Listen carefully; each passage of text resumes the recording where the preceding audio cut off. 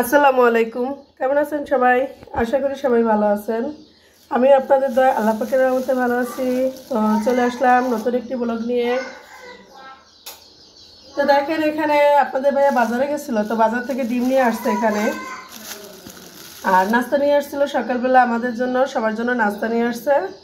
তো সেই নাস্তাটা আমরা খেয়ে নিছি। গতকালকের যে পায়া রান্না করছিলাম, গরুর পায়া, তো ওই পায়াটা ছিল, ঝোল ছিল সেগুলো দিয়ে। তো দেখেন এই যে পায়া নিহারি থেকে আর কি এই তৈলটা আমি উঠায় রাখছি,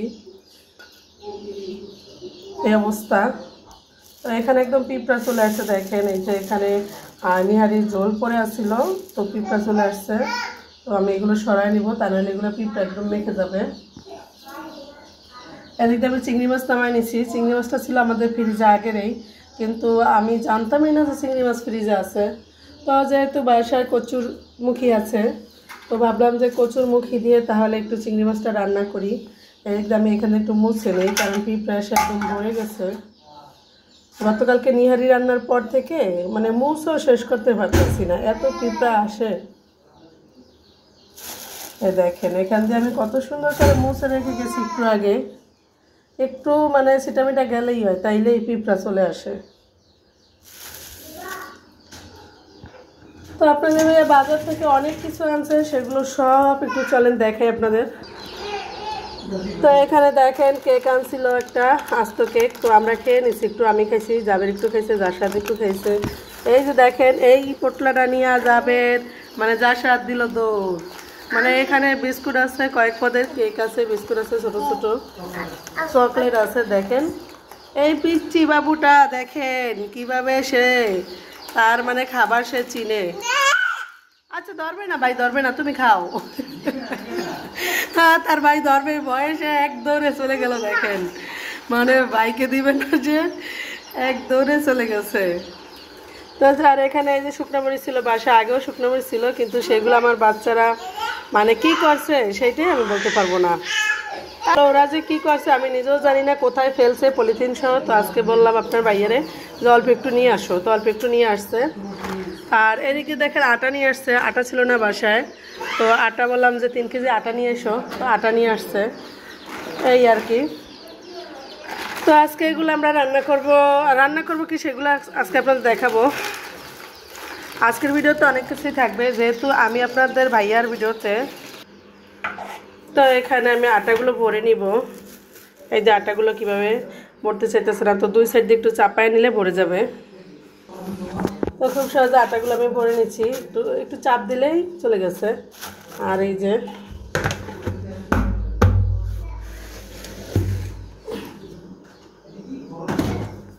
তো এখানে আমি আজকে চিংড়ি মাছ দিয়ে, ছোটো ছোটো চিংড়ি মাছ এইগুলো দিয়ে আমি এই যে এখানে কচুরমুখী আছে, এই কচুরমুখী রান্না করব চিংড়ি মাছ দিয়ে। আর এই যে ধনিয়া পাতা নিয়ে আসছে আজকে আপনাদের ভাইয়া বাজার থেকে। বাজারগুলো এনে সব এক এক দিকে এক একটা রাখছে, যার কারণে আমি ঠিক মতো দেখাইতে পারলাম না। আর কি হচ্ছে এখানে এত পলিথিন কেন। যাই হোক আজকে কী কী রান্না করব তো থাকবে এই ব্লগে, থাকেন সবাই দেখেন, ইনশাল্লাহ ভালো লাগবে। তো যেহেতু আগে আমি আপনার ভাইয়ার ভিডিওতে মানে সে নিজেই ভয়েস দিত, আমি অত বেশি দিতাম না। তো ভাবলাম দেখি যে না, ভিডিও এখন ছাড়তে অনেক কষ্ট হয়ে যাচ্ছে। তো ভাবলাম যে না, তাহলে আমি ভিডিও রেডি করে দিই, কারণ আমি ভিডিও রেডি করে দিলে অন্তপক্ষে প্রতিদিন তো আমরা ভিডিও ছাড়তে পারবো। আর নতুন চ্যানেল, প্রতিদিন ভিডিও না ছাড়লেও সমস্যা। তো এই তৈলটা দেখেন, এই যে নেহারির তৈলটা, এটা আমরা অন্য কোনো কাজে ব্যবহার করতে পারবো, বিশেষ করে রুটি বানাইলে তখন এই তৈলটা দিলে সেই মজা লাগবে। রুটি মানে পরোটা বানাইলে অনেক মজা লাগবে। তো এই জন্য আমি তৈলটা এভাবে রেখে দিছি, আপনারা এভাবে রেখে দিতে পারেন। মাংস রান্না করলে, গরুর গোশ, খাসির রোজ বা নেহারি টেহারি এগুলো রান্না করলে যখন দেখবেন যে তৈলটা একটু বেশি, তখন এইভাবে আপনারা উঠায় রাখতে পারেন। তো এইভাবে উঠায় রাখলে দেখা যাবে যে আপনারা এটা পরবর্তীতে অন্য কোনো কাজে ব্যবহার করতে পারবেন। পড়ছে জাবের মাদি, তো পড়তে বসে ওরা মনে করেন যে হাঙ্গামা টাঙ্গামা এগুলো নিয়ে বেশি ব্যস্ত, মানে এত বেশি দুষ্ট। আবার ভিডিও দেখে জাবের মাদি নাকি গেঞ্জি লাগবে, এই জন্য বলতেছে ভিডিওতে নিও না, গেঞ্জি পরে নেই, কারণ গরম বেশি, এই জন্য তো গেঞ্জি পরাই নেই। এদিকে আপনার ভাইয়া দৌড় দিয়ে গিয়া গেঞ্জিটা পরছে, মানে খালি গায়ে ছিল, এখন দৌড় দিয়ে গিয়ে গেঞ্জিটা পরছে। এই দেখেন জামের বাদি যা সারা ওই যে দেখেন পড়তে বসছে না খাবার নিয়ে বসছে জানি না। দেখেন কতগুলো খাবার নিয়ে বসছে এরা। খুলে দাও, খাইলে দাও। খাইতে চলে দাও, দেখি খায়নি। তাই দাও, ওই পলিথিন আম্মুর কাছে দাও, তাড়াতাড়ি দাও। এখন দিয়ে দাও, তোমার ওখানে থাকলে অর্ধেক শেষ হয়ে যাবে, তাড়াতাড়ি দাও। এদিকে দাও। আমাদের ওর বাবার একটু ভালো রকম বিরক্তি করুক, তাহলে ভালো হইব, আমার কাছে ভালো লাগবো। ওই দেখেন দেখেন খাওয়ান লাগে কিরম ব্যস্ত এরা। এরা এত খাওয়ান নিয়ে ব্যস্ত, যদি এত খাইতো জীবনে। ওই এই খাওয়ান নিয়ে ব্যস্তই থাকবে, কিছু খাইবে না। এই দেখেন আপনাদের আবার রুটি বাজতেছে। এই যে এখানে ছিল এই যে গতকালকে পরশুদিন আমরা নিহারি রান্না করছিলাম, তো সেই নিহারির থেকে তৈল আমরা উঠায় রাখছি। এইভাবে দেখেন কত সুন্দর তৈল, মানে এইভাবে আপনারা খুব সহজে পরোটা বাজার যে বা রুটি বাজার যে তৈলটা, সেই তৈলটা সেভ করতে পারেন। কারণ খুব সহজে দেখা যায় যে এই তৈলটা উঠায় রাখলে এটা দিয়ে খুব সুন্দর পরোটা হয়। দেখেন আমি এখানে একটু তৈল দিয়ে নেই। এই যে দেখেন খুব সহজে, মানে এই তৈলটা দিয়ে পরোটাটা ভাজলে হেভি, খেতেও অনেক মজা, আর সাথে আপনার দেখতেও অনেক সুন্দর কালার। দেখেন কি সুন্দর কালার আসছে, মাশাল্লাহ মাশাল্লাহ, খুব সুন্দর একটা কালার আসছে। তো আজকে আমরা সব পুরানো জিনিসই করব। তৈলটাও সেভ করছি, সকালবেলার ভাজিটাও সেভ করব। গতকালকের কচু তরকারি রান্না করা আছে, কচুমুখী, সেই তরকারিটা দিয়ে আজকে খাবো আমরা ভাবতেছি। আর বাচ্চারা তো এমনিতেই খাবে। দেখেন খুব সুন্দর একটা রুটি হতেছে।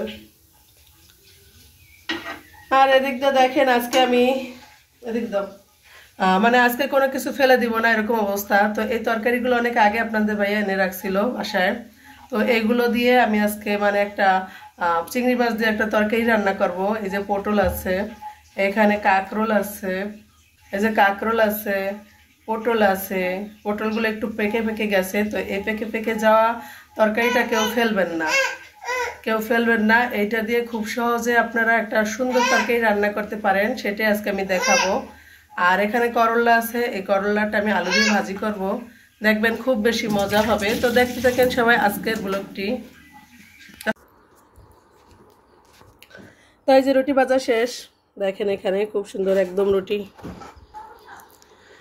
ভাজা শেষ, একদম সুন্দর। দেখেন একদম কি সুন্দর তৈলে ভাজা রুটিটা। নিহারি রান্নার তৈল দিয়ে এইভাবে খুব সহজে আপনারা তৈল বাঁচাতে পারেন। প্রায় মানে 1 কাপ পরিমাণ তৈল বেঁচে যাবে এতগুলো রুটি ভাজে। দেখেন আমি কতগুলো রুটি ভাজছি, অনেকগুলো রুটি ভাজছি। দেখেন এখানে এত সুন্দর করে এত রুটি ভাজছি, 1 কাপ তৈল বেঁচে যাবে। এভাবে আপনারা তৈল বাঁচাতে পারেন খুব সহজে, এরকম করে রুটি ভেজে নিহারি রান্নার তৈল দিয়ে। আর এই যে বাসির তরকারি দেখেন, গতকালকের কচুরমুখী চিংড়ি মাছ দিয়ে রান্না করছিলাম, দারুণ স্বাদের। তো এই বাসি তরকারি দিয়ে কার কার রুটি খেতে ভালো লাগে, মানে পরের দিন সকালবেলা রুটি বা পরোটা খেতে ভালো লাগে, একটু কমেন্টে জানাবেন প্লিজ। আমার খুব ভালোই লাগে, গতকালকে তরকারি দিয়ে খেতে খুব ভালো লাগে। আর আমার ছেলেদের অবশ্য তরকারি দেয়নি, ওদের দিয়েছি চিনি দিয়ে খা, ওরা খাবেই না, চিনি দিয়ে দিছি। এই যে একজন একটু খেয়ে রেখে দিছে, আর একজনের 2টা দিছি, মানে ছোট ছোট, তার আবার ছোট রুটি লাগবে। এই যে দেখেন ছোট রুটি, যে ছোট রুটি বানায় দিছি তাও সে খায় নেই। তো এই অবস্থাতে আমরা নাস্তা খেয়ে নেই, সবাই থাকেন আমাদের সাথে, সবাই আমার বড় রমাদান ব্লগের সাথে থাকেন। অবশ্যই আপনার ভাইয়া চ্যানেল, আমরা দুজনেই এটা আজ থেকে মানে চিন্তা ভাবনা করছি, দুজনেই এটাতে ভয়েস দিব, দুজনেই কাজ করব। কাজ যেহেতু দুজনেই করি, তাহলে ভয়েস দুজনেই দিব, যাতে দুজনেই প্রতিদিন মানে চেষ্টা করব নিয়ম মেনে ভিডিও ছাড়ার, যতটুকু পারি চেষ্টা করবো ইনশাল্লাহ। সবাই সাথে থাকবেন ইনশাল্লাহ। আমার এই ব্লগটি যদি ভালো লেগে থাকে প্লিজ লাইক কমেন্ট সাবস্ক্রাইব করে আমাদের পাশে থাকবেন। তো সবাই ভালো থাকবেন, সুস্থ থাকবেন, আল্লাহ হাফেজ।